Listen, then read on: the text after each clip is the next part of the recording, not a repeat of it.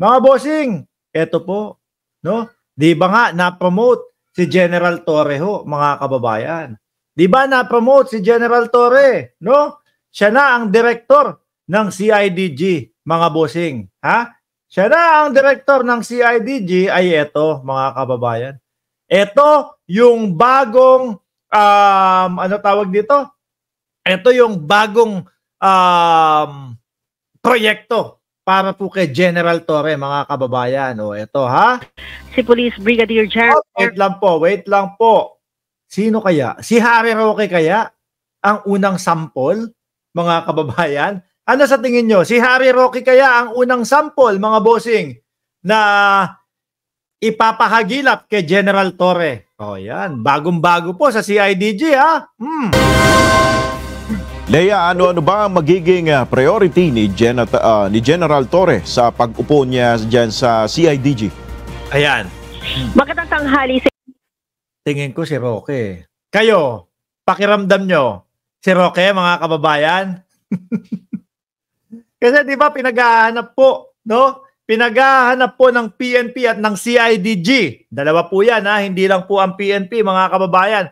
Kasama po ang CIDG na naghahanap po kay Attorney Harry Roque. Tapos ngayon, si General Torre pa ang bagong nakaupo, mga bossing.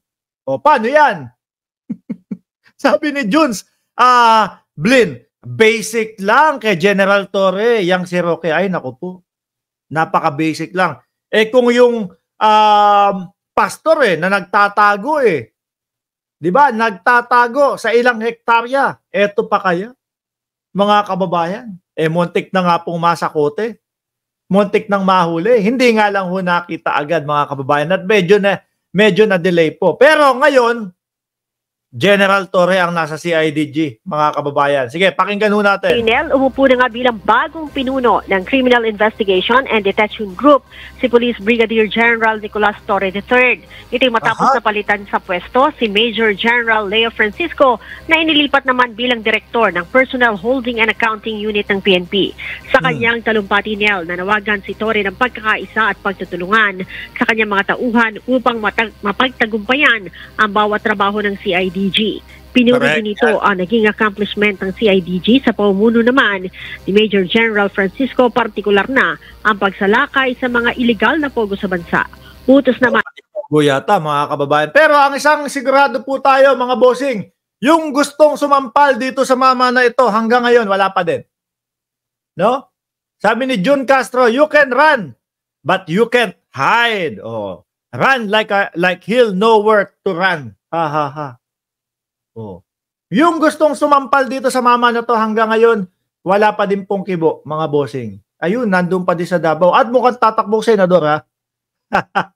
Mukhang tatakbong senador, mga kababayan. At mukhang umaasa na mananalo sa Senado. Ni PNP Chief Police General Romel Francisco Marbil, sa bagong upong CIDG Chief, linisin ng CIDG at alamin kung sino ang mga gumagawa ng kaluhukohan.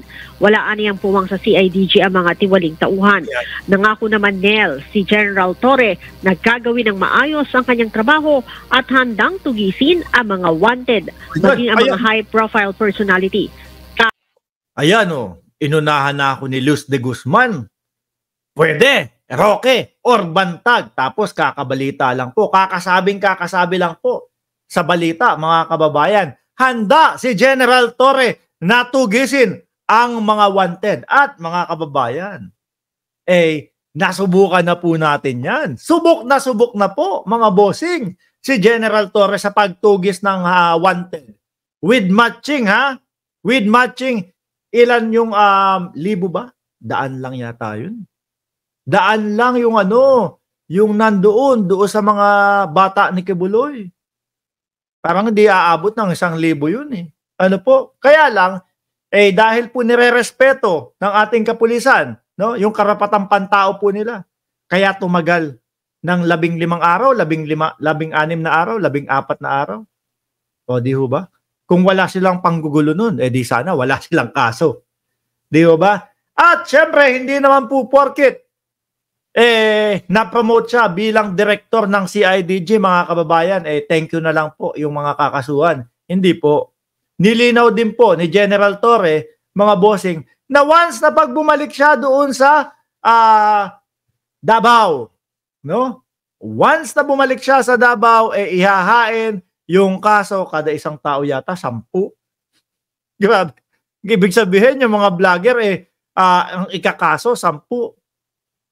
Aba ha, mga bossing, mamaya pag-uusapan natin yung mga pinapakalat naman ng mga vlogger na abutan daw.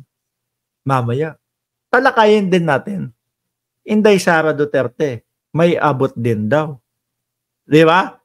Ayan, may abot din daw. At meron ding ano yun ha, kumbaga may ipinakitang video din yun mga kababayan. Mamaya natin pag-uusapan yan. No? Pang-apat na topic. Handang tugisin yung mga wanted. Sino niya? Ilista nyo na po yan. Bato de la Rosa. Ay, hindi pa. Sorry naman. Pinapakaban nyo si Bato de la Rosa eh. Hindi pa wanted yon. Ha? Si Roque. Siguro mabubuntutan na yan. Kayang-kayang kulihin niya. Kayang-kayang kuhanin po yan, mga bossing. Si Bantag. Ayan. Tingin ko si Bantag na ang susunod eh. Kasi si Tebes nakuha na sa Timor-Leste. At inaasikaso na ng Department of Justice si Tebes para maibalik sa Pilipinas. Si Kibuloy, laglag na din po ang tuka, mga kababayan. Sa pamamagitan po ni General Torre. Sino pa? Si Senyor Aguila. Laglag na din po ang tuka, mga kababayan. Meron pa si Alice Go. Tapos ngayon, nangako si General Torre na yung mga wanted, hahalugugin, hahalungkatin, bubungkalin, ano pang word ang pinakamaganda dyan? Hahabulin. Sino po ba yung wanted, mga kababayan? Ang pinakamainit na wanted ngayon, bukod po kay Tebe, bukod po kay Bantag, mga bossing, si Harry Roque. So malamang, si General Torre, mga bossing, ang nakaposisyon dyan. Diba, naibalita, PNP at CIDG, tutulong sa paghahanap kay Roque. Confirmed. Di ba? Hindi na yung paano-ano tayo. Naku, baka si Torre hagilapin, habulin si Torre ang humagilap kay Roque. Confirmed na po yan, mga kababayan. CIDG kasali doon sa naghahanap kay Torre. Kay Roque. Tapos biglang inilagay dyan. Siya na ang director ng CIDG. Naloko na. Nasira na lalo ang buhay, mga kababayan. Nung nagpakalat ng pulburon video, mga bossing. Sino po ba yon? Si Roque. Di ba? Wala naman pong iba. At saka napansin niyo po ba, mga kababayan, yung mga DDS, huminto na po sila ng kaaasar sa atin. Huminto na po sila ng kakakomento sa atin na, nasa na ba? Ang tagal namang hulihin si Kibuloy. Kala ko ba mahuhuli si Tebes? Hindi na po sila makapagsalita ng ganun, mga kababayan. Kasi yung mga idol po nila, laglag na po ang tuka, mga bossing. Si Kibuloy. Diba? Sabi nila, puro kayo ganyan, nahuli na si Kibuloy, nakuha na si Kibuloy, nakulong na si Kibuloy.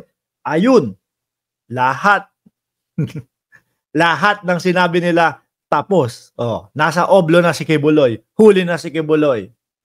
Di ba? At susunod po, walang iba, ladies and gentlemen, ang spokesperson, the spokes hour, kahit iniba-iba po ni spokesperson, ni spokes Harry Roque, yung kanyang oras para daw po hindi ma-detect siya ng PNP. Ako po panigurado, bossing, kung napapanood mo to, nako, pati heartbeat mo, makukuha nitong si General Torre. Subok na Subok na po. Sabi ni Rodmark Asuncion, ngayon po magandang balita, CIDG director na ang ating hero na si General Torre. Yes po, correct.